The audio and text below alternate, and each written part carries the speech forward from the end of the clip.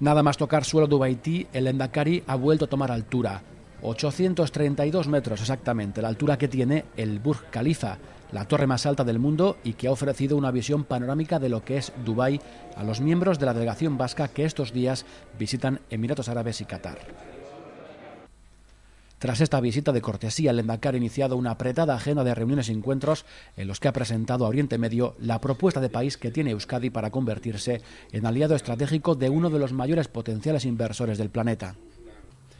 En esta semana vamos a tener una apretada agenda cuyo objetivo es presentar al País Vasco, a Euskadi, tal y como es decir, como una de las economías más avanzadas de España, como una región tecnológicamente desarrollada y puntera, con 3 universidades modernas, con un tejido industrial y empresarial dinámico y emprendedor, con trabajadores perfectamente cualificados y con unas empresas que son referentes en muchos ámbitos, especialmente tecnológicos, que aquí tienen, por las que aquí tienen especial interés.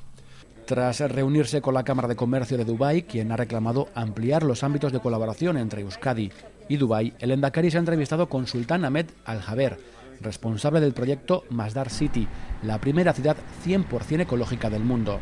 Después ha sido el turno de Al-Mubarak, responsable de Mubadala, gestor de los planes de desarrollo estratégicos del Emirato, quien ha demostrado conocer Euskadi mejor de lo pensado. Ambas han sido reuniones extraordinariamente cordiales y positivas y que nos sitúan como un gran referente internacional en este ámbito. Ambos han mostrado interés en visitar Euskadi y lo harán en octubre y en mayo respectivamente para conocer de primera mano las empresas vascas. Precisamente ese es el objetivo principal de la misión empresarial que encabeza el Lendakari. Nuestro objetivo aquí es seducir esa capacidad inversora mostrando el compromiso con el trabajo bien hecho de las empresas del País Vasco.